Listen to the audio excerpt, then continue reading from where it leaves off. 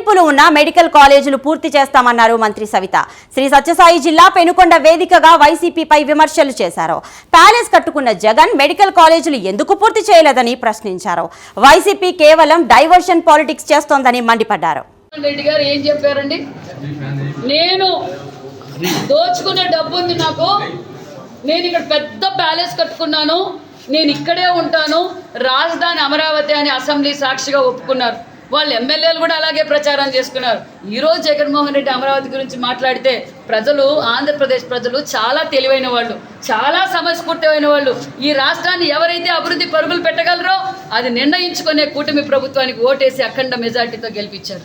మరి ఈరోజు మెడికల్ కాలేజీల గురించి మాట్లాడుతున్నారు. ఇంతకుముందు నేను చెప్పాను, మెడికల్ కాలేజీలు టెండర్లు వేసే వాళ్ళు బెదిరించినా ఆ రోజు ఈడ కియా దగ్గరకు వచ్చి కూడా జగన్మోహన్ రెడ్డి ఒకటే చెప్పారు, కియా లేదు, నేను ముఖ్యమంత్రి అయిపోతానే భూములన్నీ లాక్కొని వెనక్కిస్తానన్నారు. మరి పరిశ్రమ సృష్టికర్త, విజనరీ లీడర్, ఈరోజు కియా పరిశ్రమ రావడం వల్ల ఈరోజు రాష్ట్రానికి ఎంత సంపద వస్తుంది, ఎంతమందికి ఉపాధి కలుగుతుంది. మరి అది చంద్రబాబు నాయుడు గారి విజన్. మేము జగన్మోహన్ రెడ్డి గారు మీరు ఎన్ని బెదిరించినా, ఎన్ని కాంట్రాక్టర్లు బెదిరించినా ఖచ్చితంగా మెడికల్ కాలేజీలు పూర్తి చేస్తాం.